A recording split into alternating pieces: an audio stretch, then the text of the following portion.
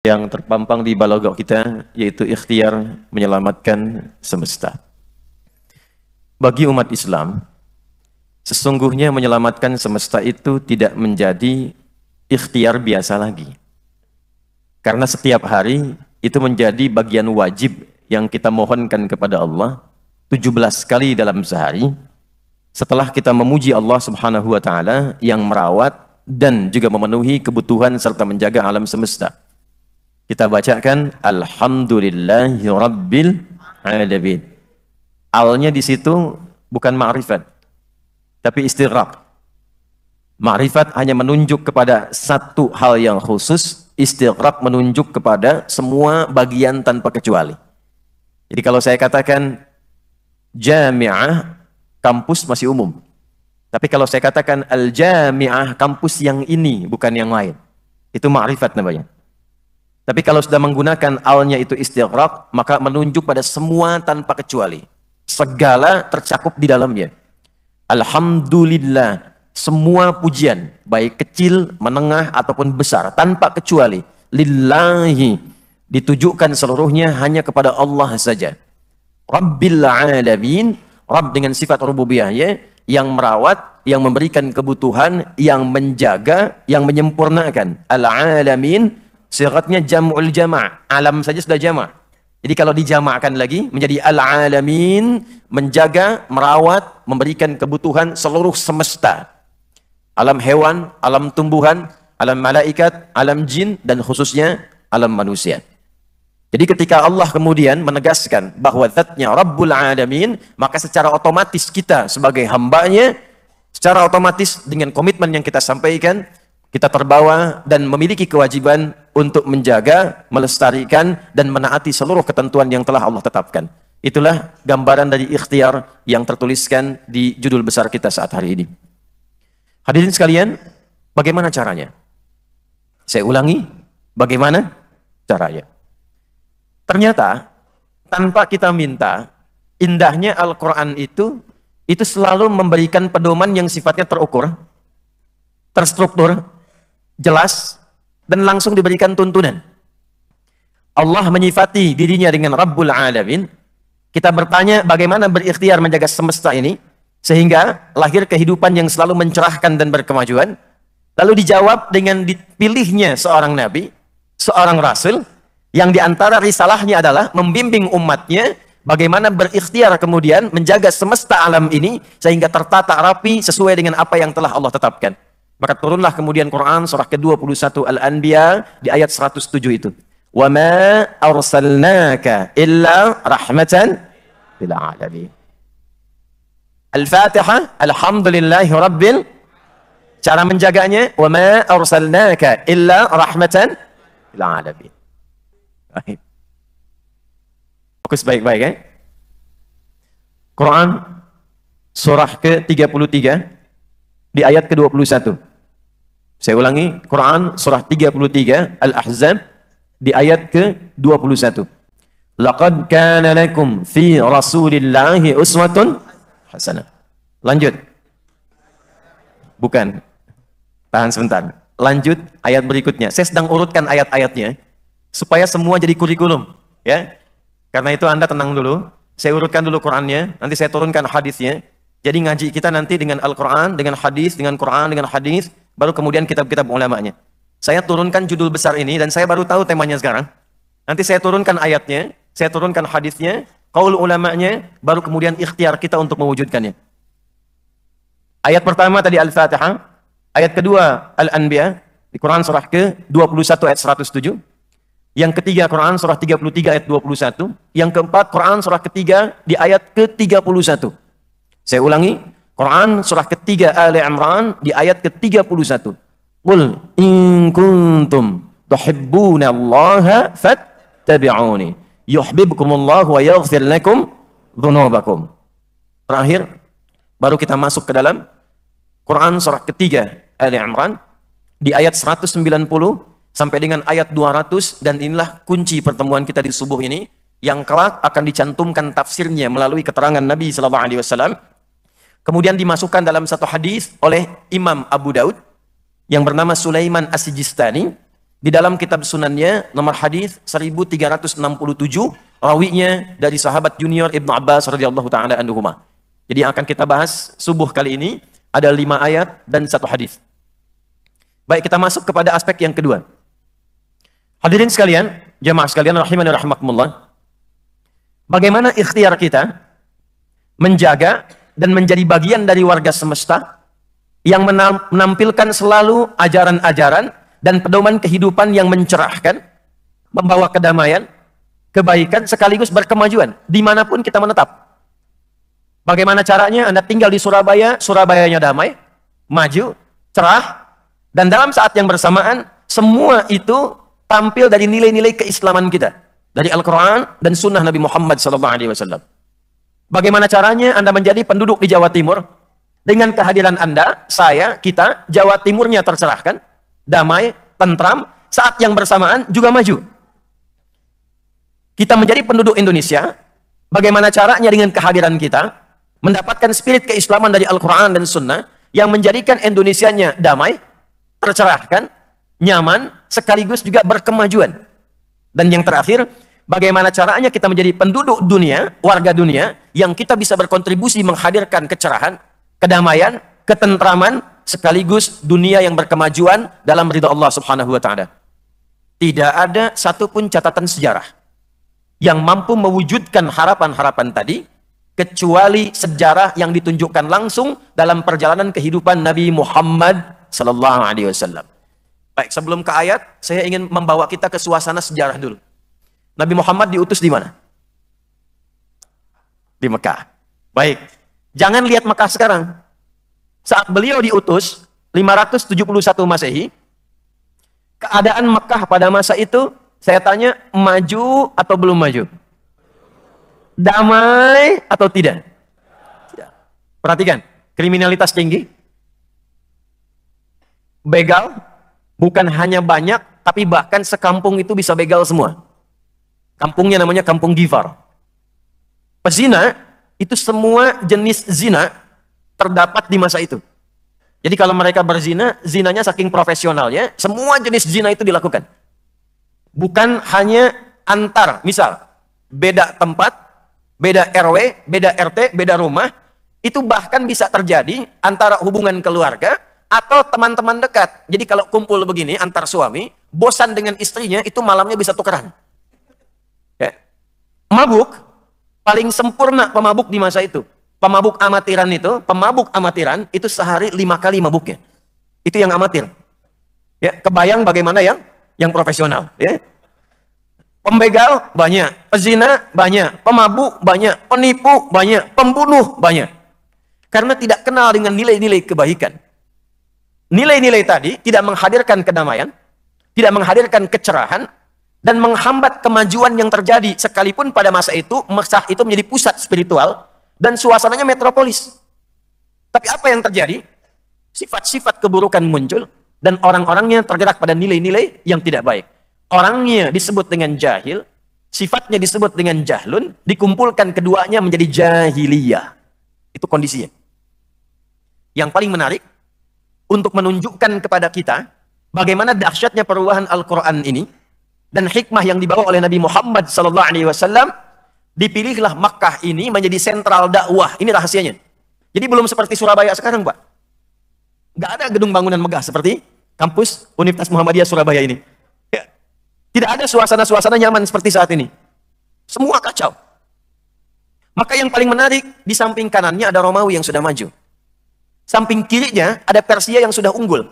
Allah tidak mengutus Nabi Muhammad SAW di lingkup Romawi, tidak di Persia, tapi diutus di tempat yang terbelakang ini dalam segi kemajuannya, dan banyak tindakan kriminalitasnya untuk menunjukkan inilah mukjizat terbesar Al-Quran yang dipandu oleh sunnah Nabi Muhammad SAW, mampu merubah tempat yang penuh dengan kriminalitas dan terbelakang menjadi tempat berkemajuan yang mencerahkan dan titik sentral spiritual yang memberikan semua kemajuan pada setiap tempat yang dipijak oleh orang-orang yang belajar darinya.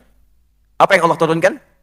Bukan tongkatnya Nabi Musa, bukan mukjizatnya Nabi Isa, bukan kehebatannya Nabi Daud, bukan kemampuannya Nabi Sulaiman, tapi Allah memilih seorang Rasul yang agung, yang paling istimewa, semua nama yang melekat kepadanya adalah sifat-sifat kebaikan. Muhammad sallallahu alaihi wasallam. Dialah Muhammad, ialah Ahmad, ialah Al-Mahi, ialah Al-Kafi, semua nama yang melekat kepadanya seluruh sifat-sifat kebaikan. Dan diturunkanlah kepada beliau mukjizat teragung yang terjaga sampai dengan hari ini. Satu-satunya mukjizat yang terjaga sampai dengan kini dan sampai akan datang, sampai kiamat terjadi dan dibawa oleh setiap umatnya ketika menghadap kepada Allah, bahkan diperintahkan dibacakan ketika akan memasuki surganya. Al-Quran. Al-Quran. Mukjizat Nabi Musa, tongkatnya sampai sekarang masih ada nggak? Kitabnya Nabi Isa sampai sekarang masih ada nggak? Ya, mukjizatnya Nabi Sulaiman sampai sekarang masih ada? Tidak ada. Tidak ada satupun mukjizat yang diabadikan melintasi zamannya kecuali Al-Quran. Ini yang akan kita masuk pada intinya. Apa isi Al-Quran itu? Apa kaitannya dengan tema besar yang sekarang hadir di hadapan kita ini? Hadirin sekalian, sejak Allah turunkan Al-Quran, langsung Allah deklarasikan bahwa inti Al-Quran ini bukan sekedar kitab bacaan. Membaca itu hanya gerbang pembukanya saja. Anda kalau baca Quran, maaf, untuk dibaca atau untuk tahu isinya? Kita kalau baca Quran, Al-Quran nih, ya, baca Al-Quran, bukan Al-Quran tuh, ya, Quran A, B, ataupun C. Kita baca Quran itu untuk sekedar baca atau untuk tahu isinya? Tahu isinya. Kalau sudah tahu isinya, kita sikapi isinya itu atau kita diamkan? Kita sikapi. Makanya Anda baca berita di Palestina, langsung disikapi. Pasang status, pakai shawl, bikin yel-yel. Ya. Jadi Anda bayangkan, baca berita yang dibuat oleh manusia saja, dikabarkan dalam kehidupan kita, kita berusaha untuk bisa baca agar tahu isinya, agar bisa bersikap. Maka bagaimana dengan Al-Quran yang sudah terbukti merubah keadaan zaman menjadi lebih berkemajuan, memunculkan peradaban, dan hebatnya setiap bacaannya bahkan dinilai dengan pahala. Ternyata bacaan itu sekedar jadi pintu gerbang saja. Inti bacaannya, Al-Baqarah ayat 185. Perhatikan kalimatnya. Syahrul Ramadan alladzi unzila fihi al-Quran hudal linnas. Saking penting dan tingginya fungsi Quran ini, Allah tidak turunkan di waktu biasa. Hanya Al-Quran yang turunnya di waktu yang luar biasa, melalui sosok-sosok yang luar biasa, dan turun di tempat manapun, merubah tempat itu menjadi tempat yang luar biasa. Baik, Quran turun di malam apa? Malamnya disifati dengan malam Al-Qadar. Nggak ada malam ini sebelumnya. Begitu turun Al-Quran, status malamnya naik menjadi malam Al-Qadar yang nilai pahalanya melebihi 1000 bulan. Jadi kalau tadi teman-teman, saya dengar sholat malam tadi kan? Tahajud tadi malam kan? Pahalanya berapa? Banyak. Yang paling gampang banyak. Gitu ya. Baik, jawab pakai Quran. Quran surah ke-6 ayat 160. Man jaa'a bil hasanati falahu asyru amthaliha. Siapa yang mengamalkan perbuatan bernilai akhirat. Semua amalan bernilai akhirat disebut hasanah namanya. Nah, salat dalam Al-Quran disebut hasanah. Quran surah ke-11, Hud ayat 114.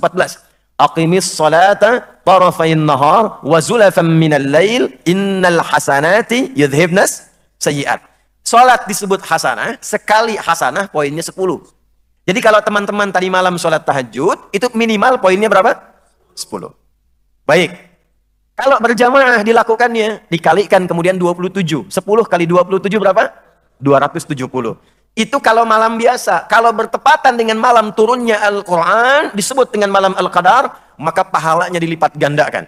Karena kemuliaan Qurannya, dikalikan lebih daripada 1000 bulan. Jadi kalau kurang lebih dikonversi 1000 bulan saja kurang lebih 82 tahun. Kalau 1 tahun 365 hari, silakan kalikan 82, dikalikan 365, dikalikan 10. Nah itu belakang betul jawabannya. Banyak. Itu barokahnya turun Al-Quran. Turunnya di hari apa?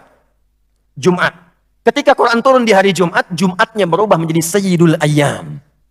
Sayyidul Ayyam. Penghulu semua hari. Turun di 1 bulan, bulannya berubah menjadi bulan yang mulia, Ramadan. Turun lewat malaikat namanya Jibril. Jibril naik status menjadi Sayyidul Malaikati, gelarnya Ruhul Amin. Dulu Rasul-Rasul itu punya teman. Rasul di bumi punya teman Rasul di langit. Rasul di bumi punya teman malaikat. Nabi Daud temannya malaikat maut. Nabi Sulaiman temannya malaikat maut. Rata-rata dulu temannya malaikat maut. Rata-rata. Tapi maaf, sekalipun berteman dengan malaikat maut, tetap tidak mendapatkan diskon dalam kematian. Tapi ketika diturunkan Quran melalui malaikat Jibril, pimpinan malaikat berubah. Yang ditunjuk langsung pindah ke malaikat Jibril, gelarnya Ruhul Amin. Dahsyatnya Quran. Turun di Mekah, Mekahnya berkah. Turun di Yathrib, Yathribnya berubah menjadi Al-Madinah Al-Munawwarah. Karena itu saya ingin katakan, Quran dimanapun turun, dimanapun kemudian didapatkan, tidak pernah Al-Quran itu turun kecuali merubah tempat, keadaan, dan orang-orangnya menjadi berperilaku baik dan berkemajuan, serta membangun tempat yang dipijak penuh dengan peradaban. Kapan itu terjadi? Bukan saat Quran itu sekedar dibaca. Jadi kalau Anda sekarang, kita cuma baca nih, ya sehari 1 juz, sehari 1 juz, sehari 1 juz. Kita baca, pahala dapat. Tapi isi Quran itu tidak akan mampu merubah kehidupan kita. Kapan Quran bisa merubah hidup kita? Ketika inti ajaran Quran itu kita praktekkan dalam hidup. Hudal linnas. Tuh, saya mau tuliskan sebentar. Dan saya minta Anda fokus pada tulisan ini. Karena ini yang menjadikan bagian kurikulum Quran itu sesuai dengan apa yang akan kita perlukan. Bismillah. Oh, nggak apa-apa. Sini. Nggak apa-apa. Ini kelihatan nggak? Ah, ya bagus lah ya. Ya. Belum saya tulis udah kelihatan ya. Dah, nggak, saya nggak banyak tulis, nggak apa-apa, biar di sini aja. Antum tenang aja. Ya. Hudan. Apa itu hudan? Petunjuk. Apa itu petunjuk? Begini nih, gini. Saya mau ke Universitas Muhammadiyah Surabaya, tapi nggak tahu petunjuknya, nyampe nggak? Muter-muter, belum tentu sampai. Berarti dengan petunjuk itu saya akan dibimbing, dipedomani sampai dengan mudah dan nyaman ke lokasi Universitas Muhammadiyah Surabaya. Bahkan sekarang lebih detail lagi, ditunjukkan di petanya. Ini jalan macetnya, ini yang lancarnya. Ini yang ada lubangnya, ini yang jalan halusnya. Pedoman yang menjadi kurikulum yang kita ikuti, yang mengantarkan pada nilai-nilai kebaikan yang kita harapkan, itu yang disebut dengan hudan namanya. Yang tadi di awal saya bicara sampai sekarang ini, itu baru mukaddimah. Nah, inti pembahasannya dimulai sekarang. Karena itu saya turunkan sedikit agak pelan, agak tenang, untuk menunjukkan sesuatu yang penting yang sekarang mesti kita fokuskan. Jadi ketika disebutkan hudan dan melekat pada Al-Quran, Allah ingin memberikan kesan bahwa Al-Quran itu kurikulum kehidupan. Pedoman hidup. Pedoman hidup. Jadi bukan sekedar kitab bacaan. Di dalamnya terdapat 114 surah, 30 juz, 6.236 ayat, kurang lebih 52.000 kosakata. Ternyata kalau diurutkan, itu adalah kurikulum kehidupan dari mulai kita terlahir sampai kita kembali kepada Allah Subhanahu wa Ta'ala di Yaumul Hisab. 114 surah. Saya baca cepat ya, tapi tidak usah dicatat. Misal, dari sebelum terlahir, masih dalam kandungan kita menginginkan anak yang terlahir menjadi anak yang baik, taat kepada Allah dengan sifat soleh. Quran surah ke-7 ayat 189. Saat terlahir, bagaimana caranya? Ia mendapatkan ASI yang sempurna 2 tahun. Lalu tugas pertama seorang ibu dan ayah yang baru punya anak. Bimbingannya di Quran surah ke-2 ayat 233. Usia 2 tahun sampai menjelang balik, pendidikan apa yang diberikan kepadanya di awal dini, sehingga dengan itu ia mampu dekat dengan Allah, tahu orang tuanya dengan baik, dan kenal dengan sesama. Quran surah ke-31 Luqman ayat 13 sampai dengan ayat ke-19. Lalu dia mulai mencari pengetahuan bagaimana caranya belajar sampai paham. Dengan ilmu itu kemudian dia pulang, bisa mengajarkan kembali di tempat dia menetap. Turun Quran surah ke-9 ayat 122. Bagaimana caranya dia belajar supaya meningkat ilmunya, juga menguat imannya. Turun Quran surah ke-58 di ayat yang ke-11. Dia mulai merantau, belajar lebih tinggi lagi. Tidak semua di kampus Universitas Muhammadiyah Surabaya ini orang Surabaya. Mungkin ada yang dari luar, mungkin ada yang dari luar Jawa, dari Sumatera, dan lain sebagainya. Maka bagaimana cara dia datang, tetap belajar, menjaga sikap baiknya, bergaul dengan tempat yang baru. Turun Quran surah ke-49 ayat ke-13. Kadang-kadang ada yang menemukan jodohnya, bagaimana cara melamarnya. Maka turun Quran surah ke-4 ayat yang ke-4. Masuk menikah, turun Quran surah ke-30 ayat ke-21. Saat awal menikah, bagaimana membagi tugasnya, maka turun Quran surah ke-4 ayat 34. Suami mulai mencari nafkah, bagaimana nafkah standar dicari? Turun Quran surah ke-2 ayat 168. Kalau ingin cepat, turun Quran surah ke-2 ayat 172. Kalau dia belum bergerak, dibuka keberkahan pintu langit dan bumi, turun amalan di Quran surah ke-7 ayat 96. Dia mulai bekerja, jangan dikira mudah, petakan dulu kata Quran tantangannya apa. Apa yang harus dilalui? Apa yang akan dihadapi? Dari mulai kecil sampai dengan besar. Turun Quran surah kedua ayat 214. Solusinya di Quran surah ketiga ayat 142. Detailnya di Quran surah kedua ayat 155 sampai dengan 157.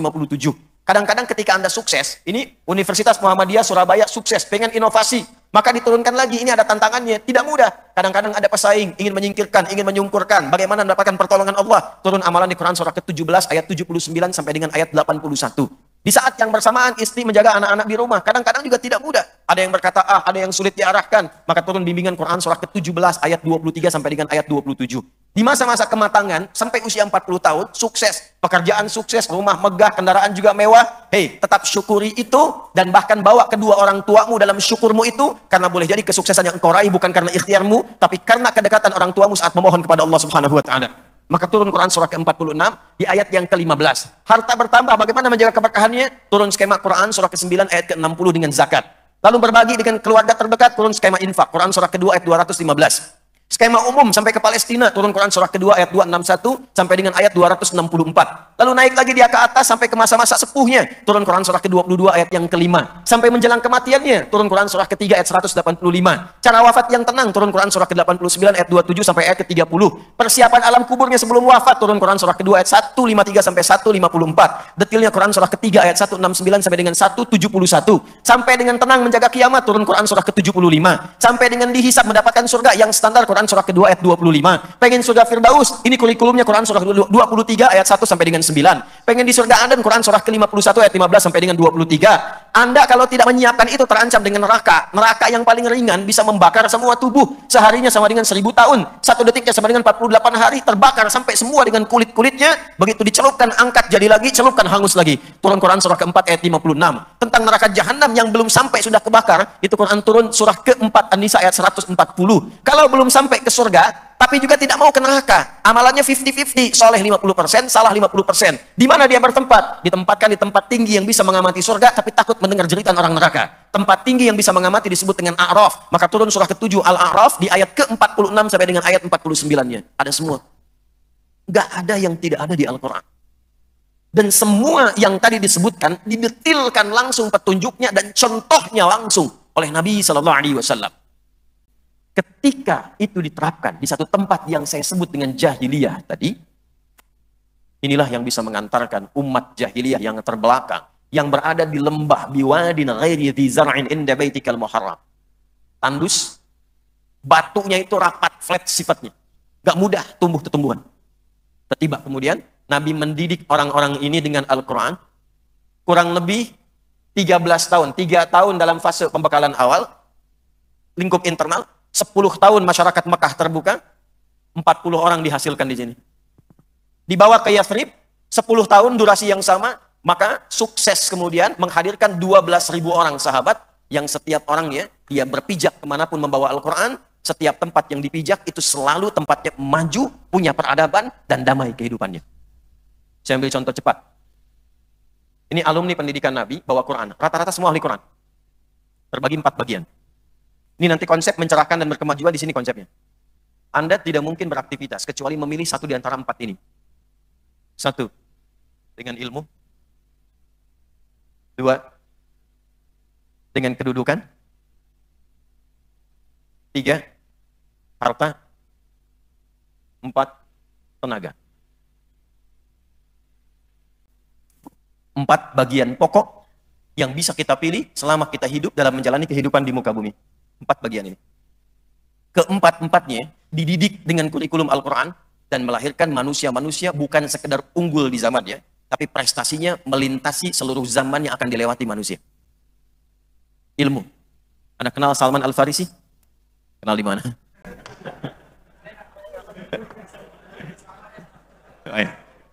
Salman itu siapa sebelum kenal Quran? Gak ada yang kenal.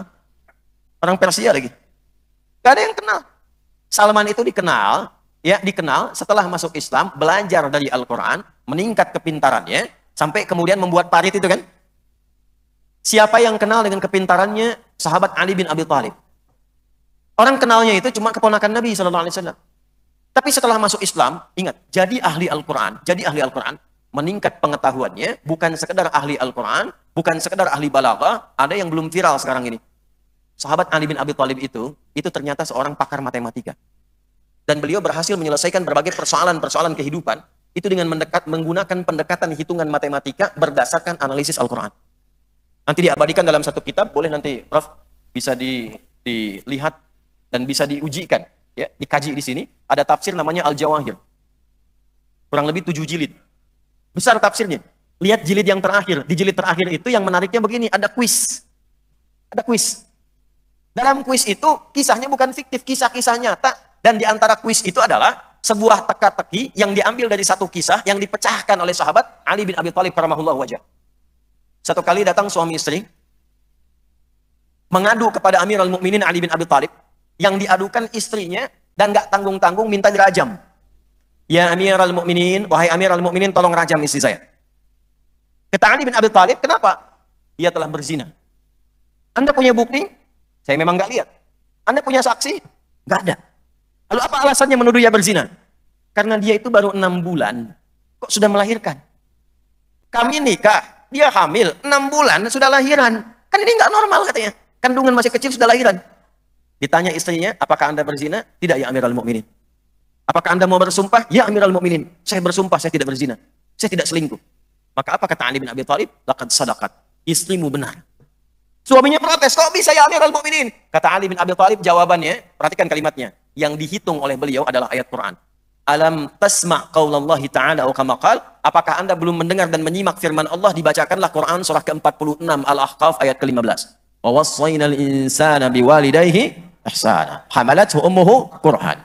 Ya, sampai dengan ke ujungnya ke kalimat wa hamluhu wa fisaluhu 30 syahra. Hei manusia, berbaktilah pada ibumu yang sempurna, pada kedua orang tuamu, terutama ibumu. Sampai ke kalimat, ibumu itu mengandung engkau dan menyapih, memberikan ASI sampai menyapih, itu mengandung sampai menyapih. Kata Allah, 30 bulan. 30 bulan. Lalu engkau simak firman Allah di Quran surah ke-31, Luqman ayat ke-14. Dengan pembuka yang sama. Wa wassaynal insana biwalidayhi hamalathu ummuhu wahnan ala wahn wa fisaluhu fi amain. Hei engkau manusia, berbaktilah pada orang tuamu yang sempurna, terutama ibumu yang mengandungmu dengan susah payah dan menyapihmu, memberikan ASI sampai menyapih itu 2 tahun. Tidakkah engkau tahu 2 tahun itu bukankah 24 bulan? Lalu di Al-Ahqaf ayat 15, mengandung dan menyusui sampai menyapih 30 bulan. Bukankah 30 bulan dikurangi 24 bulan itu 6 bulan? Istrimu itu mengandung dan melahirkan dalam keadaan prematur. Ali bin Abi Thalib. Jadi orang belajar Quran itu pasti bikin pintar. Nggak ada orang ngaji Quran nggak pintar. Kalau ngajinya sambil memahami ayatnya. Buktinya lahir Abu Hurairah, buktinya lahir Salman Al-Farisi, Sayyidina Ali bin Abi Thalib radhiyallahu ta'ala anhu, diteruskan kemudian lahir Al-Kindi, Al-Farabi, Al-Ghazali, Ibnu Sina, ya sampai dengan imam-imam hebat kekinian. Itu dari Quran. Dan riset membuktikan sampai ke London. Sampai ke London. Ada seorang peneliti keturunan Maroko, dia meriset kemudian dari sisi ilmiah, orang-orang yang memahami Quran dengan baik, bahkan dia menghafal Quran, itu kecerdasannya bisa meningkat 3 kali lipat dibandingkan dengan manusia biasa. Dibandingkan manusia biasa. Dan itu kami riset, kami buktikan dengan membuat satu terapan, kita bikin sekolah kader pendidikan ulama. Itu diterima dari usia 3 tahun sampai S3. Cuma 40 diterimanya. Yang diberikan pertama kali Al-Quran, Al-Quran, Al-Quran. Demi Allah saya katakan, saat ditanamkan Quran dan diikutkan sesuai dengan apa yang diinginkan Al-Quran, tidaklah disampaikan pada mereka pengetahuan kecuali memahaminya dengan kecepatan yang sangat luar biasa. Itu ilmu.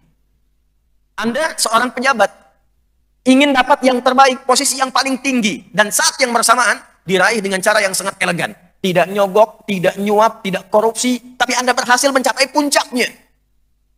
Ini Quran yang bimbing. Asa ayyab'atsaka rabbuka maqaman mahmuda. Mudah bagi Allah mengangkat engkau ke tempat karir terbaik, dan saat yang bersamaan engkau tidak disoal oleh siapapun. Kadang ada orang naik tapi yang lainnya kenapa mesti dia? Yang ini orang sepakat semua memang harus dia yang naik. Ada ayatnya diturunkan, begitu dididik oleh Nabi SAW, tidak pernah hadir orang-orang terbaik yang mereka mengambil passionnya dalam hal kedudukan kecuali sukses keseluruhannya. Umar bin Khattab sukses, Amr bin As sukses. Saya ambil Amr bin As aja ya sebagai gampangnya. Kalau yang lain kan sudah viral. Amr bin As itu bawa beberapa kelompok teman melakukan ekspedisi keluar dari Jazirah Arab, lalu lewat di Afrika Utara. Mesir, Libya, Tunisia, Maroko, Aljazair, sampai kemudian berhenti di Syam, di wilayah Syria. Semua tempat yang dilaluinya, Itu tiba-tiba berubah menjadi maju, penduduknya masuk Islam, dan negerinya damai. Dan apa yang terjadi yang paling hebat? Wilayah Afrika Utara, itu langsung jadi provinsi negara Islam pada masa itu, yang pusatnya di Madinah, itu Afrika Utara jadi provinsi. Gubernurnya bernama Musa bin Nusair, panglima kodamnya bernama Tariq bin Ziyad. Datang orang-orang dari Spanyol, minta suaka. Dan minta dibantu dari kekejaman Raja Rodrik. Dikirimkan oleh Musa bin Nusair, panglima Tariq bin Ziyad, membantu ke Spanyol, bawa 10.000 orang. Allahu Akbar. Begitu selesai dibantu, minta mereka tinggal membangun Spanyol. Dan Portugal, disebut Iberia pada masa itu. Ya, Andalus. Maka apa yang terjadi? Datang ke sana, dibangun Andalus ini, punya peradaban 7 abad, 700 tahun. Yang Eropa maju itu sampai sekarang, Eropa, itu benih-benih embrionya, itu ngambil dari Andalus. Dan siapa yang membimbing itu, membawa pada kemajuan yang berperadaban? Orang-orang Islam pada masa itu. Spiritnya dari mana? Ini. Nggak ada satupun orang dengan kedudukan, kecuali kalau dia Muslim, tempatnya tinggi dan membawa maslahat. Ya. Yang sekarang bikin ulah di Palestina, Zionis Yahudi-Yahudi itu. Saya tuh melakukan riset, kenapa dulu di Eropa itu nggak mau terima. Sampai sekarang kenapa? Baik Amerika, Eropa itu banyak mendukung, datang, bantu. Ternyata bukan sekedar bantu. Salah satu yang paling pokoknya, mereka juga trauma kalau keluar dari situ, nanti akan masuk ke tempat-tempat mereka lagi. Dan bikin kacau lagi. Itu. Makanya dulu itu nggak ada yang diterima. Austria ditolak, di Jerman diburu. Di mana-mana itu diusir. Itu dari sejak tahun 135, masa kekaisaran Herdian di Romawi, sudah diusir karena banyak bikin ulah. Diterima itu cuma di satu tempat saat Ottoman itu muncul, kekaisaran Turki Utsmani. Ya, di mana? Dalam konteks dibimbing dan dikuasai oleh umat Islam pada masa itu. Tidaklah orang Islam pegang kedudukan, kecuali dia melahirkan kebijakan yang berkeadilan, mendamaikan dan memakmurkan. Nih, sukses. Dari mana spiritnya? Al-Quran. Harta. Pernah dengar Abdurrahman bin Auf? Kaya tidak? Sebelum masuk Islam kaya tidak? Kaya. Setelah masuk Islam kaya tidak? Tidak. Tidak. Salah dengan informasinya. Tidak. Abdurrahman bin Auf itu sebelum masuk Islam itu kaya. Setelah masuk Islam, beliau ternyata tidak kaya. Ternyata beliau itu kebangetan kayanya. Karena level kekayaan itu 3. Ada kaya banget, ada kebangetan kayanya. Ini saya gambarkan. Kaya, masuk Islam. Dirampas semua hartanya. Dibiarkan hijrah. Ayo kamu kalau mau ikut Muhammad SAW ke Madinah, ke Yathrib, berangkat aja. Tapi semua hartamu kami rampas. Silahkan berangkat dengan baju yang melekat di tubuh saja. Karena sudah mantap keislamannya, nah ini, mantap keislamannya. Satu. Karena mantap keislamannya, beliau katakan, ya saya pilih hijrah. Diambil hartanya. Istrinya ditanya, mau ikut suami atau tinggal di Mekah? Kalau ikut suami, silahkan berangkat dengan pakaian yang melekat saja.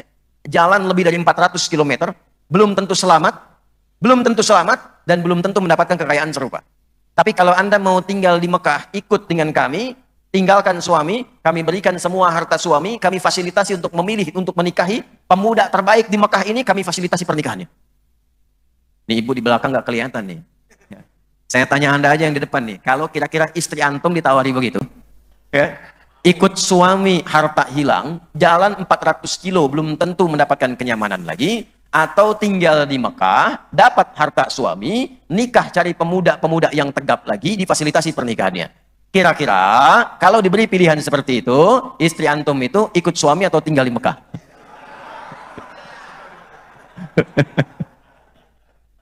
Ada mencurigakan jawabannya ini.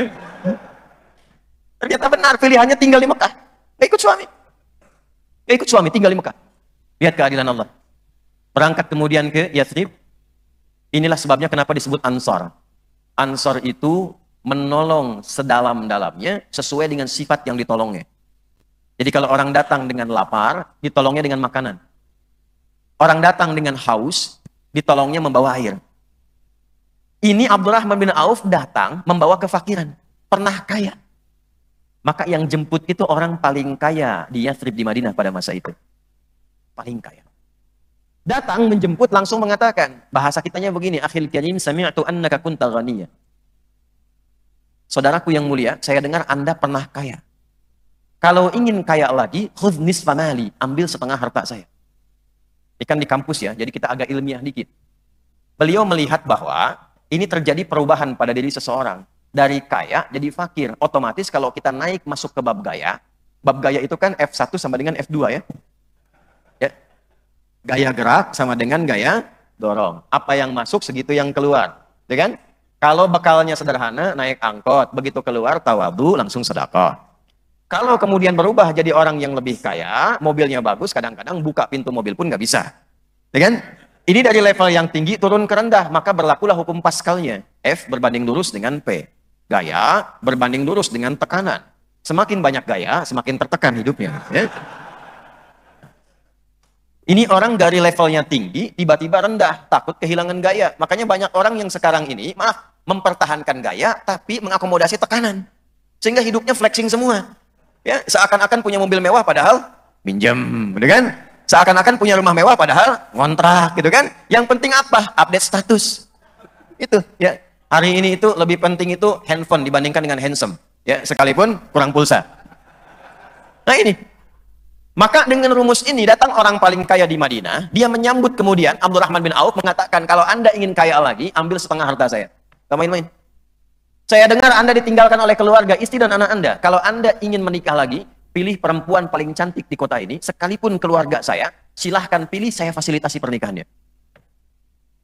Gantian ya Bu ya, sabar. Ini kalau yang bapak-bapak ditawari nih, Pak, saya dengar Anda ada persoalan, silahkan. Datang Anda ke Surabaya, tiba-tiba ditawari oleh Pak Rektor Universitas Muhammadiyah Surabaya, ambil setengah harta saya, kalau pengen nikah saya fasilitasi, pilih yang paling cocok di Surabaya, atau Jawa Timur, saya fasilitasi pernikahannya. Saya tanya pada Anda, kira-kira Anda terima tawaran itu atau tidak ditolak sama sekali?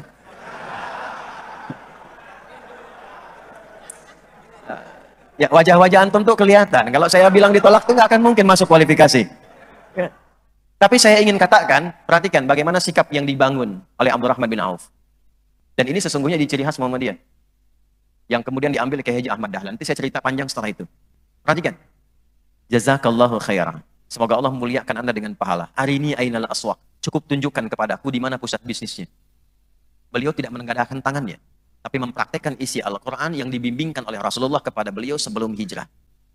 Sepanjang masih punya kemampuan, gunakan kemampuanmu, pakai itu, dan jangan gantungkan dirimu kepada makhluk. Pakai. Berhasil. Dalam waktu 2 tahun, jadi orang paling kaya nomor 2 di Madinah. Dalam waktu 3 tahun, jadi orang paling kaya nomor 1 di Madinah. Dengan petunjuk Al-Quran. Saya kemarin meriset saat ditawari honoris causa. Dari UMJ, Universitas Muhammadiyah Jakarta. Yang menawari itu sesungguhnya, sebelum itu sudah banyak. Tapi banyaknya saya tolak. Karena tidak terlalu dibutuhkan. Tapi yang ini ada tantangannya. Ustadz datang, katanya ini Ustadz memenuhi kualifikasi untuk mendapatkan ini. Dan di UMJ itu baru 1 yang mendapatkan honoris causa. Sepanjang sejarahnya, yaitu cuma Bung Karno. Kalau Ustadz sepakat ini, silahkan bikin karya ilmiah yang terbarukan. Setelah itu diuji. Saya bilang, ya saya buat. Kita bikin karya ilmiah, diuji hampir 15 profesor pada masa itu, 10 menit selesai. Karena nggak ada yang bisa nentang Al-Quran kan. 10 menit. Jadi kemudian, yang saya riset salah satunya integrasi antara spiritual question, intellectual question, dan physical question. Disatukan, role modelnya siapa? Adalah orang-orang yang berhasil mendapatkan karir dan kehidupannya yang berkemajuan dari spirit Al-Quran. Salah satu risetnya adalah transformasi sahabat Nabi Abdurrahman bin Auf. Anda tahu berapa asetnya setelah beliau mengamalkan isi Al-Quran? Itu kalau dikonversi sekarang, kurang lebih 72.000 triliun. Elon Musk gak ada apa-apanya. Belum nyampe 4.000. Jeff Bezos juga demikian gak nyampe. Abdurrahman bin Auf, makanya saya sebut, kalau Elon Musk itu kaya banget, Abdurrahman bin Auf itu kebangetan kayanya. Kapaknya terbuat dari emas. Elon Musk belum tentu punya kapak tuh. Nah ini, jadi tidak ada satupun orang Islam yang mengamalkan isi Quran kecuali pasti sukses. Ini udah diambil sama Ali, kedudukan diambil sama Umar, ya, harta diambil sama Uthman, Abdurrahman bin Auf, tenaga siapa yang ngambil? Perhatikan visi sahabat. Mereka melihatnya akhirat, tidak harus semua ini mesti diambil. Maka muncul yang keempat namanya Bilal bin Rabah. Ali udah ngambil ilmu, Umar udah ambil kedudukan, Uthman udah ambil harta, saya ambil tenaga aja, dan gak usah jauh-jauh. Beliau bidik masjid. Allahu Akbar, Allahu Akbar. Adzan. Nabi komen. Komennya Nabi kan dahsyat. Kalau sudah komen, Nabi itu tinggal di like and subscribe. Gak usah ikut komen lagi. Allahu Akbar, Allahu Akbar. Kata Nabi, oh kama qala, saya mendengar suara terumpah ke alas kakinya Bilal di surga. Bilal cerdas nyimpulkan. Adzan aja, saya udah nyampe ke surga. Jadi ngapain cari harta kayak Utsman, ya kan? Itu fikih marbot. Betul, kalau marbot itu keluarkan fikihnya Bilal, itu senang kerja di masjid. Motivasinya tinggi. Dia tidak akan pernah iri dengan rektor yang datang ke masjid, karena saya sudah punya bagiannya. Nggak perlu jadi rektor. Allahu Akbar, Allahu Akbar. Sana dipelajari. Nah, saya dapat surga saya. Nggak perlu iri. Saya nggak perlu iri dengan pengusaha yang sukses. Biarin sukses dengan hartanya. Saya punya tenaga untuk menghadap Allah Subhanahu wa Ta'ala. Itulah visi-visi orang dulu. Makanya sepeninggal Nabi, Bilal diburu, dicari-cari untuk ditawari posisi tinggi. Hakim Agung. Hakim Agung. Dan itu posisi yang sangat tinggi, fasilitas mewah, gajinya banyak. Itu sampai ngumpat dan menolak dengan halus. Saking inginnya mempertahankan apa yang telah dipilih. Jadi bukan berlomba-lomba mencarinya. Nggak ada sogokan, nggak ada suapan, nggak ada rekayasa. Semua. Apa yang dilakukan? Ngumpat mempertahankan apa yang telah dipilih. Itu punya visi semua. Nah, panjang-panjang saya cerita dari awal sampai sekarang, hanya ingin membuktikan bahwa Al-Quran itu isinya kurikulum kehidupan yang mengantarkan pada pencerahan yang berkemajuan. Dan itu dibuktikan sejarah. Situsnya masih ada sampai sekarang. Ya, masih ada sampai sekarang. Rumahnya di mana, letaknya di mana, keadaannya bagaimana, biografinya bisa dicari. Kalau dengan ayatnya ada, hadisnya ada, sosoknya ada, sejarah membuktikan, dan diikuti orang yang mengikuti ditampilkan sukses. Kalau dengan semua itu belum membuat kita yakin, dengan cara apa lagi Allah membimbing kita untuk mendapatkan kecerahan yang berkemajuan. Itu poinnya. Nah, untuk memudahkan itu, para ulama kita melihat yang dulu itu pandai menghafal, kuat hafalannya di dalam kepalanya. Mereka melihat ini generasi ke depan mulai agak lemah, hafalannya di luar kepalanya. Artinya belum hafal. Orang sekarang kan kalau ditanya saya sudah hafal di luar kepala, itu belum hafal. Orang dulu kalau ditanya, hafidtu an dhahri qalbi. Saya itu hafal di dalam kepala sampai nyampe ke hati saya. Kalau sudah nyampe ke hati, ditebarkan oleh hati ke semua bagian tubuh, jadi perilaku. Makanya orang dulu hafal Quran itu bukan dengan ilmunya saja, dengan amalnya sekaligus. Qurannya dibacakan di lisan, tembus ke hatinya, diturunkan ke pikiran, dibimbing ke semua bagian tubuhnya. Maka komen mereka semua, saya menghafal Al-Quran bukan sekedar dengan ilmunya, tapi juga dengan amalnya. Itu komen semua ahli Quran pada masa itu. Nah, kekinian, itu kebanyakan menghafalnya di luar kepala. Qurannya jadi bacaan. Karena itu untuk memudahkan aksesnya bisa dipelajari, tidak harus menggunakan hafalan, maka para ulama menyusun buku-buku. Mendokumentasikan semua hafalan mereka dalam buku-buku disebut dengan kitab. Yang paling gampang, kurikulumnya didapatkan di kitab hadis namanya. Kitab apa? Nah, kitab hadis itu bukan begini. Al-Bukhari, Muslim, Rawahun Nasai, Tirmidzi, bukan. Bagi 4. Ada kitab jami, ada kitab sunan, ada kitab musnad, ada kitab mu'jam. Kalau Anda pengen tuntunan tematik, tema-tema yang bisa ambil, kemudian dipraktekkan sebagai pedoman, cari kitab jami'. Contoh, kitab Sahih Al-Bukhari, nama aslinya Al-Jami' As-Sahih Al-Musnad Al-Mukhtasar min umuri Rasulillah sallallahu alaihi wasallam wa sunanihi wa ayyamihi. Saya coba ulangi. Karena kepanjangan disingkat Sahih Al-Bukhari. Al-Jami' itu kitab saya ini, kata Imam Al-Bukhari, itu berisi tema-tema penting. Ada 97 tema di dalamnya. Nah, saya telah teliti tema-tema ini, keterangannya semua tersambung ke Nabi. Saya teliti. Misal, ini semua topiknya 97 topik diurutkan. Kitab Badul Wahyi, Kitabul Iman, Kitabul Ilmi, sampai ujungnya. Itu semuanya disusun, dari mulai penelitian beliau, dicari terhubung semua sampai ke Nabi. Al-Mukhtasar, saya uraikan dengan singkat dan padat. Min umuri Rasulillahi sallallahu alaihi wasallam, dari semua tema yang saya bisa akses ke Nabi, wa sunanihi wa ayyamihi, terkait dengan tuntunan hidup beliau dan kegiatan hariannya. 97 topik ini teman-teman, perhatikan sistem cara menyusunnya. Ayatnya dulu, Quran. Jadi dibikin tema, misal tema kedua Kitabul Iman. Anda kan suka tanya, Ustadz, iman saya suka turun naik. Kalau lagi naik cepat, jangankan yang fardu, yang sunnah saya buruk. Tapi kalau lagi turun, jangankan yang sunnah, yang fardu pun kadang terlambat. Bagaimana caranya dinaikkan dan dijaga nggak turun-turun? Maka Imam Al-Bukhari menyantumkan meriset ayat-ayat Quran terkait itu. Dari 97 topik dimasukkan pada topik yang kedua, Kitabul Iman. Dibikin subtopik, diturunkan, diriset, ditemukan 57 hadis. Lalu setiap subtopiknya dimunculkan ayatnya dulu. Ini ayatnya, ini hadisnya. Ini masalah, ini ayatnya, ini hadisnya. Ada masalah ini ayatnya, ini hadisnya. Di kampus ada mahasiswa belajar, ada dosen mengajar. Turunkan ayat-ayat apa yang membimbing cara mengajar yang efektif, cara belajar yang baik, yang kalau kita langsung dengar itu langsung bisa tahu arahnya kemana, langsung bisa paham. Turunkan ayatnya, turunkan hadisnya. Topik yang ketiga, Kitabul Ilmi. Kalau Anda ingin dibimbing urusan ritual supaya sholatnya khusyuk, nyaman, enak, maka buka Kitab Sunan. Sunan An-Nasai, Sunan Abu Dawud, Sunan At-Tirmidzi. Kitab Sunan itu kitab hadis yang disusun berdasar urutan fikih. Jadi kalau Anda ingin mencari cara turun sujud dari i'tidal. Sami Allahu liman hamidah rabbana walakal ham. Ingin sujud. Bagaimana caranya? Apakah telapak tangan dulu ataukah lutut dulu? Itu kalau Anda mau cari di Al-Bukhari, Sahih Al-Bukhari, itu sampai kiamat kurang 2 hari nggak akan ditemukan. Sehari lagi buat sadar, emang nggak ada di situ. Adanya di mana? Kitab Sunan. Temukan di Abu Daud yang pakai telapak tangan nomor hadis 840 dari Abu Hurairah. Yang pakai lutut nomor hadis 838 dari Wa'il bin Hujur. Pakai lutut boleh, pakai telapak tangan boleh, yang tidak boleh pakai kepala duluan. Semua. Nah, apa kaitan dengan tema kita sekarang dan ayat yang kita baca tadi sehingga sampai kita pada tema yang kita bahas? Jangankan yang besar-besar seperti tadi, yang subtopik yang kita inginkan pun, ngaji apapun ada di Quran solusinya. Itulah dahsyatnya Quran. Tidak ada pertanyaan yang nggak bisa dijawab dalam Islam. Tidak ada pertanyaan yang tidak bisa dijawab di dalam Islam. Selalu ada ayatnya, selalu ada hadisnya, dan selalu ada qaul ulamanya. Saya ingin membangun generasi yang mencerahkan, berkemajuan, yang bisa menjaga, menyelamatkan semesta. Maka turun ayat.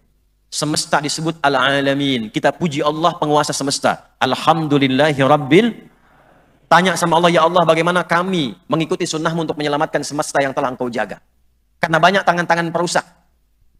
Banyak penipu, banyak manipulator, banyak orang-orang yang melakukan tindakan-tindakan yang buruk. Bagaimana menjaganya ya Allah? Diturunkan kemudian dipilih seorang rasul dengan membawa pedoman itu. Wa ma arsalnaka illa rahmatan lil alamin. Ikuti petunjuk Muhammad sallallahu alaihi wasallam.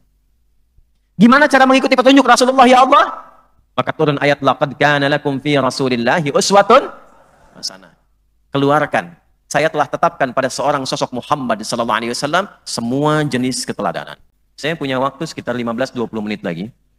Di titik ini adalah inti yang ingin kita bahas, dan tolong highlight ini. Ini inti kajiannya. Saya tidak menginginkan Anda datang ke sini, hanya foto, merekam, selesai bikin status pulang. Mana hasilnya? Mesti ada perubahan yang kita bawa. Mesti ada perubahan yang kita bawa. Ayat ini bisa dibaca dengan 2 cara. Riwayat Hafiz dari Asim, kita baca laqad kana lakum fi rasulillahi uswatun. Kalau uswatun itu pakai fathah atau kasrah? Dhammah, ya. Uswah.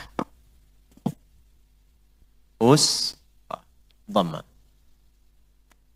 Ayat ini bisa dibaca juga dengan kasrah. Riwayatnya dari mana? Qalun dan Warsh, dari Nafi' Al-Madani. Laqad kana lakum fi rasulillahi iswah.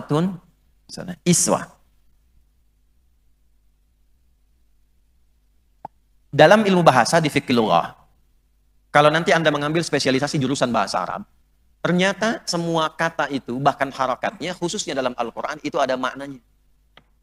Ada artinya. Kalau Anda ingin menunjukkan sesuatu yang terbuka untuk diambil inspirasi dan hikmahnya, maka gunakan fathah di situ. Kenapa fi'il madhi itu masa lalu harakatnya fathah? Fi'il madhi, kata kerja masa lampau fathah. Karena tujuannya masa lalu itu bukan sekedar untuk dikenang. Tapi masa lalu itu kata Al-Quran untuk dipelajari.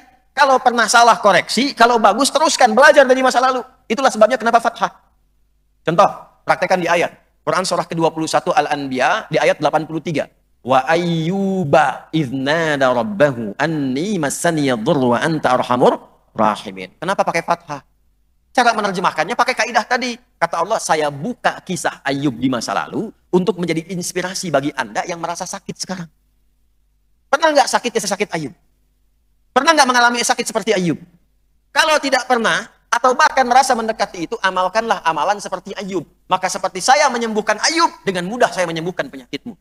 Ditemukan di mana itu janjinya? Di ayat ke-84-nya fastajabna lahu, sampai ujung ayatnya wa dzikra lil abidin. Kalau ada orang yang sakit mengamalkan amalannya Ayub, aku akan mudah sembuhkan dia seperti aku sembuhkan Ayub.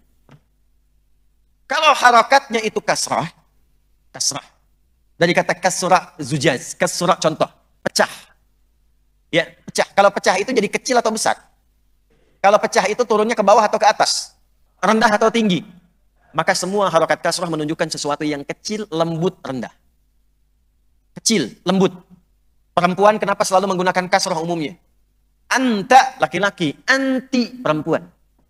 Jazakallah khair, laki-laki. Jazakillah khair, perempuan. Kenapa perempuan menggunakan harokat kasrah? Untuk menunjukkan perempuan itu punya karakter yang lembut dan halus. lembut dan halus. I. Antum i'tikaf di sini malam-malam jam 3 keluar di pohon situ tuh ada suara. Ya. Anda nggak usah lari, tunjuk aja kasroh ya.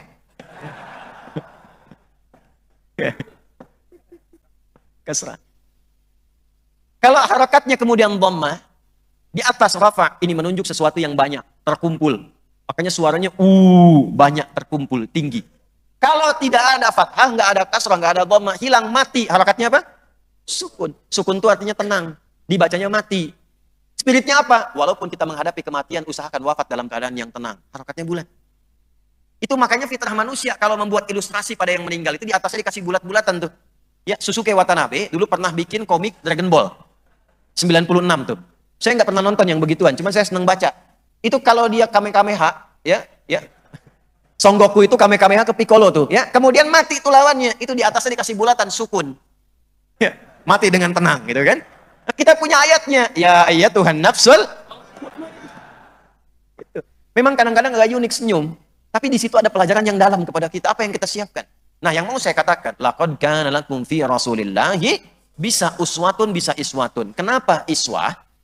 Allah ingin memberikan pesan, Nabi itu jangankan yang tinggi-tingginya, jalannya saja jadi teladan. Senyumnya jadi teladan. Menyapanya jadi teladan.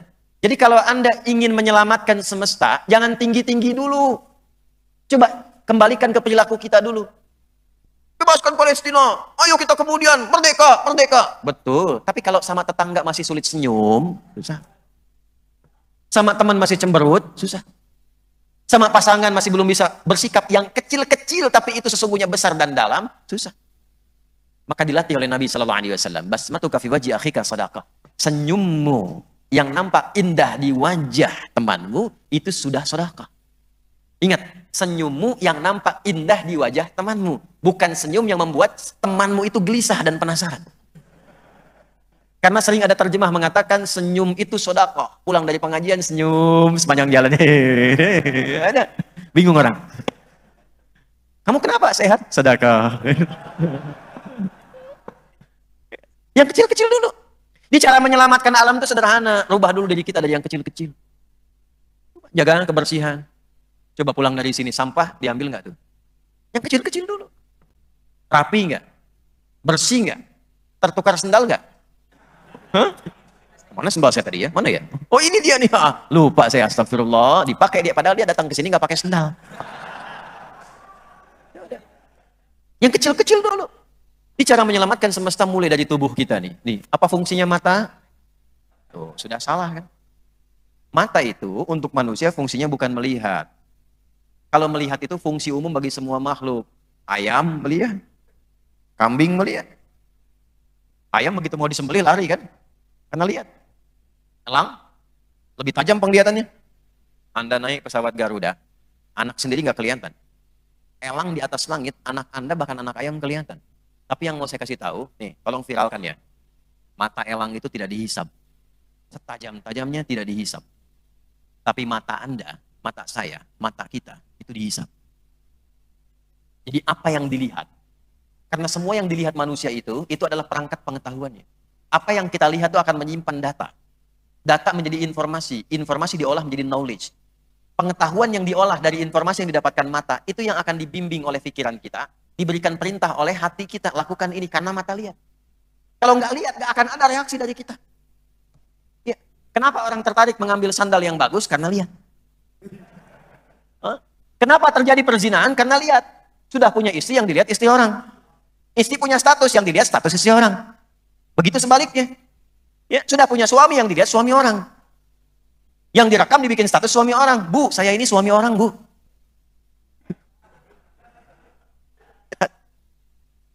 Jelas. Dan itu akan dihisap. Karena itu, nih, menyelamatkan semesta nggak usah jauh-jauh dulu, jaga pandangan. Turun Quran surah ke-24 surah Cahaya. Ayat 30 untuk laki-laki, ayat 31 untuk perempuan. Qul lil mu'minina yaghuddu min absarihim. Ayat 31-nya, wa qul lil mu'minati yaghuddna min absarihinna. Katakan, viralkan pada seluruh laki-laki dan perempuan yang masih merasa punya iman. Gunakan pandanganmu dengan bimbingan imanmu. Jadi kalau merasa punya iman, itu imannya akan membimbing matanya bagaimana cara memandang. Yang tak pantas menurut imannya akan dibimbing mata, palingkan cepat itu. Makanya pandangan mata dengan iman, dengan pandangan mata tanpa iman itu beda cara pandangnya. Kalau tanpa iman tuh begini, mau pakai pakaian, mau pakai minimalis pakaiannya, mau pakai terbuka pakaiannya, itu nggak ada bedanya. Yang penting dipandang terhormat selesai. Itu pandangan nggak ada iman. Tapi iman punya standar.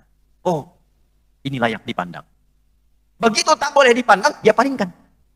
Itu cepat sekali berpalingnya. Semakin kuat imannya, semakin cepat dia berpaling. Kadang-kadang dibantu lisan. Begitu nggak layak dipandang, dia palingkan. Astagfirullah. Itu wasari'u ila maghfirah. Cepat dia istighfar. Buka YouTube, niatnya melihat ceramahnya Ustadz Adi Hidayat. Tiba-tiba muncul iklan, iklannya nggak pantas. Maaf ya, kalau Anda buka YouTube, lihat channel saya, ada iklan nggak bagus, itu bukan salah channelnya. Karena algoritma YouTube itu membaca kebiasaan Anda. Itu berarti Anda suka klik yang aneh-aneh sebelumnya. Itu. Itu sering ada, Ustadz, mengapa channel Ustadz yang dakwahnya ini kok ada iklan begituan? Itu ente yang sebelumnya buka-buka channel yang nggak karuan. Ya, algoritmanya membaca itu, ditampilkanlah seperti itu. Nah, kalau imannya kuat begitu muncul, dia akan palingkan. Astagfirullah. Skip, pindah. Dan itu sepersekian detik, cepat sekali. Nggak ada jedanya. Pak Rektor dengan Kepala Rek nih, Ketua PWM dengan PDM. Ketua PDM, Ustadz Muhammad Ridwan lihat. Begitu lihat, ada iklan nggak bagus nih. Langsung dipalingkan, astagfirullah. Itu cepat sekali dan nggak ada jeda. Nggak ada istighfar, cepat. Tapi mata nggak berpaling. Astagfirullah.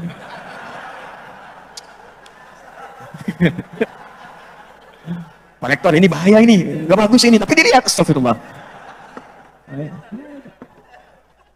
Nah ini ngaji, jadi nyelamatkan alam semesta itu nggak usah tinggi-tinggi dulu, pribadi kita dulu. Dari mata turun ke, jangan langsung ke hati aja antum nih. Tahajud malam-malam, mata turun ke hati, mata turun ke lisan dulu. Ya. Baru dari lisan turun ke bawah, sampai ke hati, sampai ke tangan. Tuh, tangan dibimbing. Dibimbing oleh imannya. Dijaga dalam sholatnya. Tangan orang tahiyat, jari orang tahiyat, gak mungkin maksiat. Cara menyelamatkan semesta gampang. Sekarang dunianya terkoneksi, jadi kecil. Bikin status di Surabaya, itu sudah bisa ketahuan di New York.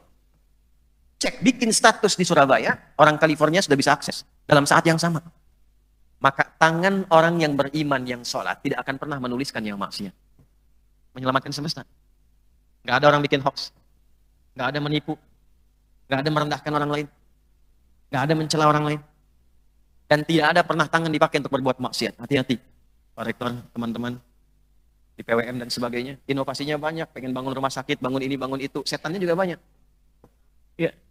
Pak Rektor, saya aja yang ambil tendernya. Nggak usah dilelang. Saya kasih bonus deh 1 miliar.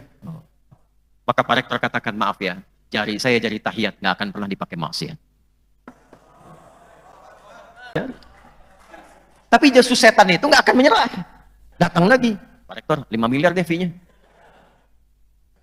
Sebentar ya. Sebentar. Saya istikharah dulu. Enggak ada istikharah dalam maksiat. Nah ini yang kita butuhkan. Sampai ujung kaki. Kalau benar-benar kita melakukan ini, maka muncul sifat rahmat.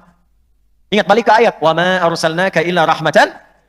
Nah Allah pemilik rahmat semesta alam disebut Rahman namanya. Pemilik rahmat untuk orang beriman saja di akhirat, Rahim namanya. Maka kalau kita mengikuti ketentuan Allah yang punya rahmat semesta alam dengan sifat rahmannya, maka berubah sifat kita menjadi hamba yang maha rahman. Maka disebut ibadur rahman. Turunlah kemudian surah Al-Furqan menyebut status kita. Wa ibadur rahmanil ladzina yamshuna 'alal ardi hauna. Wa idza khatabahumul jahiluna qalu, ujung kepala sampai ujung kaki sudah baik, maka selamat semesta. Korupsi hilang. Nepotisme hilang. Suap menyuap hilang. Sogok menyogok hilang. Karena setiap pribadi berusaha menyelamatkan dirinya menjadi baik. Sekarang ini kita butuh orang baik melebihi orang pintar. Orang pintar yang tidak baik, maka maaf, damage-nya itu semakin tinggi. Daya rusaknya itu lebih buruk ketimbang orang bodoh yang tidak baik. Di Surabaya ada sapi nggak? Ada sapi. Makannya apa? Rumput. Maaf ya, sapi yang tidak punya akal, makannya rumput.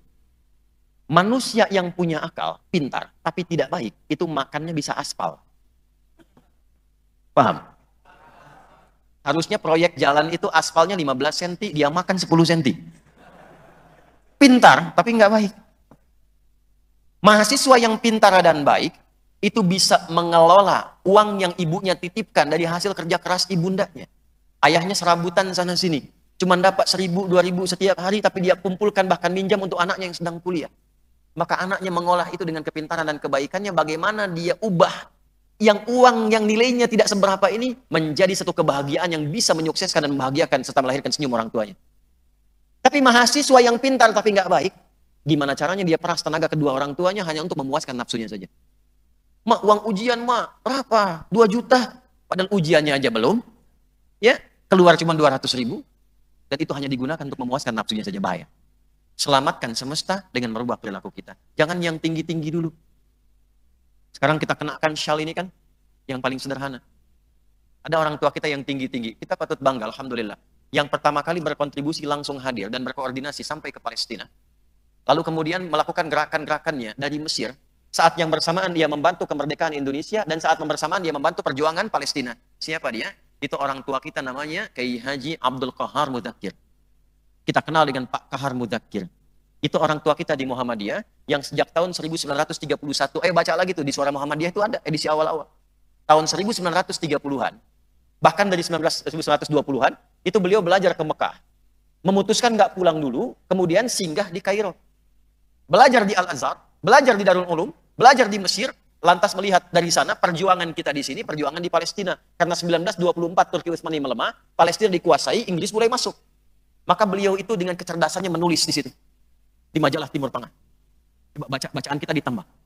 Menulis, menggerakkan itu. Sampai mengumpulkan pemuda-pemuda, ada 6 orang yang viral, sampai datang ke Palestina. Orang-orang Indonesia pertama, sebelum lahir bahkan Indonesia, yang pertama kali datang ke Palestina untuk berjuang, di awal-awal masa perjuangan, itu ternyata 6 orang dari kita. Ada yang dari Lampung, ada yang dari Lombok, bahkan ada yang syahid di sana. Yang menggerakkan tuh orang tua kita, tokoh Muhammadiyah, namanya Abdul Qahar Mudzakkir. Dari sana, itu yang pertama kali ketemu dengan Syekh Mufti dari Yerusalem, namanya Syekh Muhammad Al-Amin Al-Husaini. Yang kelak nanti, tanggal 9 September tahun 1944, Syekh Muhammad Al-Amin ini sedang diundang kemudian ke Jerman, di radio Jerman, beliau mendukung, memproklamasikan, mendukung kemerdekaan Indonesia. Itu setahun sebelum kemerdekaannya. Syekh Muhammad Al-Amin Al-Husaini, itu mufti pertama di dunia yang mendukung kemerdekaan Indonesia. Kapan dapat informasinya? Dari mana? Dari orang tua kita, Kiai Haji Profesor Qahar Al-Mudzakkir. Namanya Abdul Qahar Mudzakkir. Cuman kadang orang tua kita itu, atau kita pada kekinian itu, kadang-kadang kurang peka menyebut kata Abdul. Contoh, ada bandara di Jakarta namanya Halim Perdana Kusuma. Itu nama aslinya Abdul Halim Perdana Kusuma. Usia 25 tahun tuh syahid. Ditempel di foto. Kalau landing itu kita keluar ngelihat tuh fotonya itu. Abdul Halim Perdana Kusuma. Itu Insinyur Juanda tuh siapa? Itu orang Muhammadiyah. Insinyur Juanda itu. Jalan Juanda itu tuh orang Muhammadiyah itu. Diabadikan namanya. Ya. Nah, Abdul Qahar Mudzakkir ini mulai dari sana, dari Mesir menggerakkan. Sampai kemudian dibangun jembatan. Sampai nanti Buya Muhammad Nasir bertemu dengan Syekh Muhammad Amin Al-Husaini. Fotonya viral sekarang. Ada di sampingnya Syekh Muhammad Nasir, kemudian samping kanannya itu Syekh Muhammad Al-Amin Al-Husaini. Dibangun jembatannya oleh siapa? Oleh Kiai Haji Abdul Qahar Mudzakkir. Dan itu kawan dekatnya siapa? Kiai Haji Wahid Hashim. Yang sama-sama nanti untuk merumuskan Pancasila itu.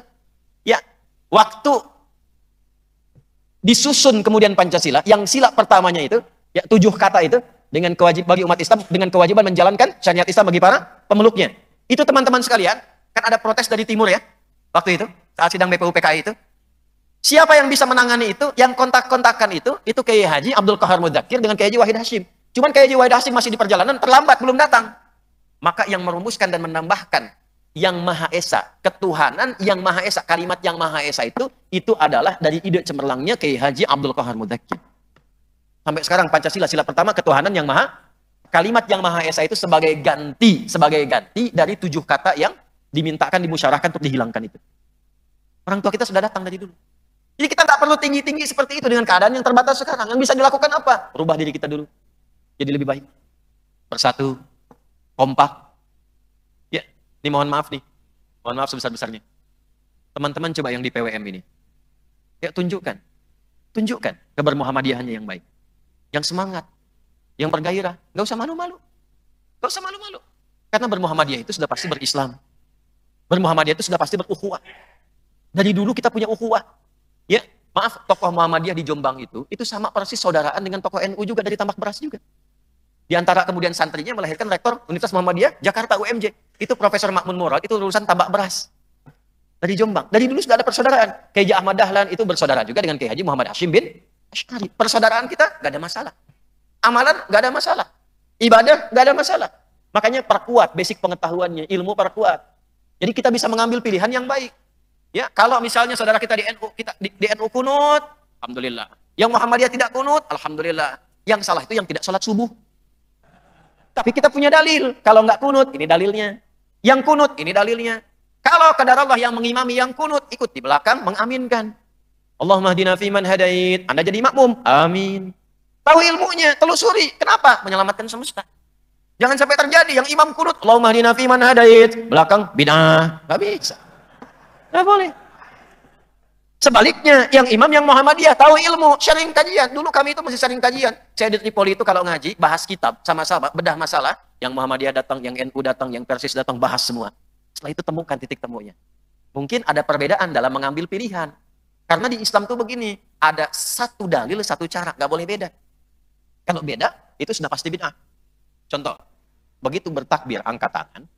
Di Abu Daud, yang diucapkan cuma satu, Allahu Akbar. Sekalipun nama Allah itu banyak, sampai dengan 99 nama, tapi tetap Anda nggak boleh kreatif. Bosan saya Ustadz, dari kemarin, dari sejak saya balik sampai sekarang Allahu Akbar terus. Hari ini, Allahu Rahman. Bid'ah. Karena dalilnya satu, caranya satu. Tapi nanti ada yang Nabi turunkan, beragam dalil, beragam cara. Kenapa? Karena ternyata semua hamba-hamba Allah itu dilihat dari beragam tempat, beragam karakter, yang tidak mampu menunaikan itu dengan cara yang sama. Maka bacaannya dibuat berbeda, tapi isinya sama, ada gerakan yang berbeda, tapi intinya adalah mengakomodir kemampuan hamba-hamba itu. Maka dalam hal ini berlaku pilihan. Contoh yang bacaan, gak usah tanggung. Al-Quran itu ketika diturunkan, bukan cuma satu bacaan, tapi sampai 7 bacaan. Kenapa sampai 7 bacaan? Karena di Arab sendiri, ada yang tidak bisa membaca dengan satu cara. Wadduha, ada suku Arab yang gak bisa anta, inti. Kaifa halu, kaifa harik. Madrasah, madrasih. Maka turun riwayatnya. Yang waras pakai imalah. Khalad dengan khalaf dari Hamzah pakai imalah. Ketika dibacakan Hafiz dari Asim, wadduha, wallaili idha saja. Maka turun riwayat untuk mengakomodir yang wadduha, wallaili idha saja. Ma wadda'aka rabbuka wa ma qali. Walalakhiratu khairul laka minal uli. Walasawfa yu'tika rabbuka fatardi. Saya baca itu Anda senyum. Saya bacakan yang riwayatnya pakai A di tempat yang itu cekikikan. Wadduha. Sampai sekarang di Arab itu masih ada yang pakai itu. Ya, bahkan lajah kesehariannya pun Ya, wilayah Palestina itu kan pakai itu, Syria. Maksudnya bicara kesehariannya, dialeknya. Ya, ada. Ada yang nggak bisa sin, bisanya pakai sod. Ada yang nggak bisa sod, bisanya pakai zai. Makanya ketika kita baca ihdinas siratal mustaqim, ada 3 riwayat. Pakai sin, ihdinas siratal mustaqim. Pakai sod, ihdinas siratal mustaqim. Pakai zai, ihdinas zirat. Kenapa? Karena lisannya beda-beda. Karena di tempat dia tinggal, pengaruh topografi lingkungan dia itu mempengaruhi cara dia bertutur. Anda bilang sepeda, orang Medan bilang sepeda. Apakah bendanya berbeda? Tidak. Ini sepeda, Pak. Oh ya sepeda. Bendanya sama. Ya sama. Karena itu difasilitasi. Nih bacaannya. Guru saya pernah cerita. Saat saya belajar talaqi Al-Quran, mengambil beberapa riwayat, guru saya cerita. Bulan, ya bunai anakku. Ada 2 murid, hafal Quran 30 juz. Cuma baru ngambil masing-masing 1 riwayat. Yang satu hafaz, yang kedua qalun. Mereka bertekar, bertikai. Yang satu mengatakan, ini yang benar pakai sin, yang qalun, ihdinas siratal mustaqim. Kata yang hafaz, enggak pakai shad, ihdinas siratal mustaqim. Bertengkar keduanya, sepakat. Udah, kita tahkim aja. Tanya pada guru kita, syekh kita. Datang. Mabikuma, kenapa kalian berdua? Guru ini begini, dia salah, harusnya pakai sin. Coba baca dulu. Iqra ya bunai, bacana. Ihdinas siratal mustaqim. Hasbuk, cukup. Anda baca. Ihdinas siratal mustaqim pakai shad. Masya Allah, antum mukhtian. Kalian berdua salah, yang benar pakai zai. Ihdinas siratal mustaqim. Gurunya ingin mengatakan, kalaupun baru bisa baca 1, walaupun hafal Quran, jangan gunakan ilmu itu untuk bertengkar dan merendahkan orang lain.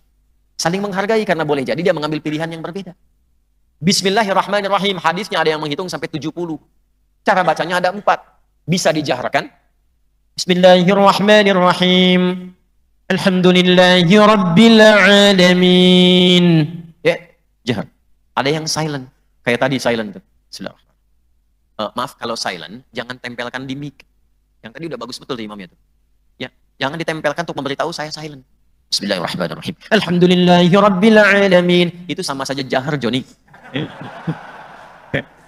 Paham ya? Yang ketiga, langsung hamdalah, riwayat-riwayat awal. Alhamdulillahirrabbilalamin. Yang keempat, baca rakaat pertama jahar, rakaat kedua tidak dibaca sama sekali. Bismillahirrahmanirrahim. Alhamdulillahirrabbilalamin. Rakaat pertama. Kedua, Alhamdulillahirrabbilalamin. 4 cara. 70 hadis. 4-4-nya disebut dengan manhaj namanya. At-tariqul wadih. Referensi yang tersambung lurus ke Nabi semua ada. Tapi kan kita nggak mungkin ngimamin membaca 4-4-nya. Ustadz, ini Muhammadiyah Surabaya itu alirannya sunnah banget. Saya pengen baca ke-4-4-nya. Nggak bisa. Gimana cara bacanya? Oh, keempatnya bisa disatukan. Bismillahirrahmanirrahim. Bismillahirrahmanirrahim. Nggak dibaca sama sekali. Pilih satu. Pilih satu. Nah, saat dipilih satu itu, Imam Syafi'i pilih jahar. Imam Malik memilih langsung hamdalah.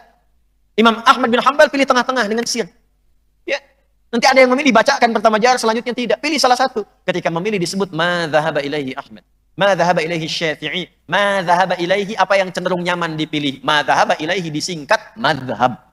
Disingkat madhab. Jadi madhab itu bukan kelompok. Madhab itu pilihan yang diambil dari beragam macam pilihan yang memudahkan untuk diamalkan, jalurnya nyambung ke Nabi.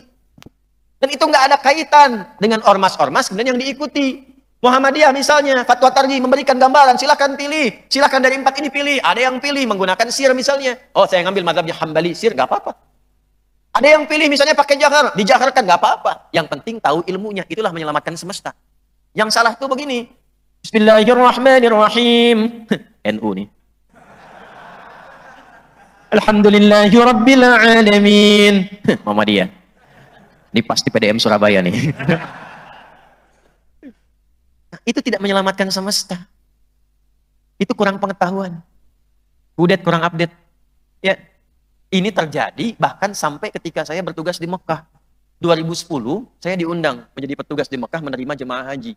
Saya ingat betul itu, saya terima jemaah haji pertama. Persis di Masjidil Haram, sholat Isya, imamnya Syekh Sudes. Tahu. Udah tahu nih. Allahu Akbar. Begitu dibaca, sudah. Alhamdulillahirrabbilalamin. Itu komen jamaah samping saya pertama kali dan masih ingat sampai sekarang. Iki imamnya Muhammadiyah. Gitu. Saya beruntungnya saya belum takbir sempurna. Jadi saya juga komen Muhammadiyah cabang Masjidil Haram. Jadi di titik ini kita menyelamatkan dunia tuh nggak usah tinggi-tinggi dulu. Menyelamatkan semesta nggak usah tinggi-tinggi dulu. Belajar dulu. Pelajari. Bangun ukhuwah. Bangun ukhuwah. Subuh saya memilih nggak kunut, boleh. Ini ada dalilnya. Jelas? Pilih kunut, silahkan, itu ada dalilnya. Suasana sekarang di Palestina, sedang mencekam, butuh doa. Oh, saya yang tidak kunut pun saya praktekkan kunut nazilah. Subuhnya, maghribnya, isya'nya. Tadi malam saya di Al-Ir 1, maghribnya kunut nazilah, isya'nya kunut nazilah. Ya, silahkan. Yang tidak pakai kunut itu, silahkan ekspresikan dengan doa.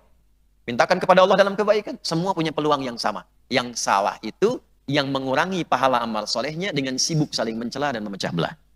Jelas? Termasuk ini mau ada dekat-dekat hari-hari politik. Saya minta tetap tenang, damai. Jangan terpecah belah. Dan jangan bawa-bawa slogan kepada ibadah ritual. Ah, tuh, amin, ya kan? Ya. Mau slogan apapun tolong, ya. Jangan kaitkan dengan nilai-nilai ritual. Karena sudah ada yang mulai begini nih. Karena senangnya ikut yang lain, ini pilihan macam-macam, senang ikut yang lain. Begitu diimami, ghairil maghdubi alaihim waladdallin.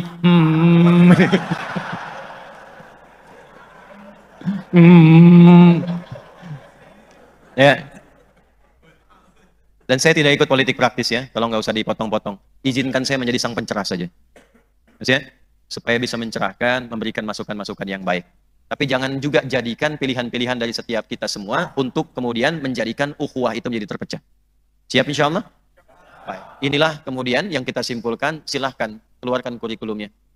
Ya, Universitas Muhammadiyah Surabaya, tolong bikin resolusi setelah pengajian ini. Apa visi ke depannya, Pak Rektor izin? Apa ciri khas yang menjadi alumni dari Universitas Muhammadiyah Surabaya. UMJ kemarin sudah mulai kerjasama. Jadi kami dampingi dari Quantum Akhyar Institute, dari program At-Taisir Learning Center kita, alhamdulillah ada program untuk membuat satu kurikulum Quran. Jadi melahirkan ahli Quran dengan semua turunan, ada kelas-kelasnya. Kita dampingkan di kampus, jadi sambil kuliah, sambil menghafal dan mempelajari ayat Quran sesuai jurusannya. Jadi ketika wisuda, itu hafal Quran 30 juz, dan sudah paham ayat Quran dan hadisnya terkait dengan jurusannya masing-masing. Itu yang sedang kita dampingkan saat ini. Kita siapkan skema-skemanya. Nah, ini ke depan mau jadi apa? Antum yang wajah-wajah sekarang ini hadir, pilih passion dari yang 4 ini. Mana yang mau dipilih? Tunggangi itu sampai dengan meninggal. Bawa kebanggaan kembali pada Allah Subhanahu wa taala. Ya, siap kompak insyaallah? Ya, siap bangun ukhuwah insyaallah? Ya, alhamdulillah, dan mudah-mudahan dengan itu semua kita diberkahi oleh Allah Subhanahu wa taala. Ya.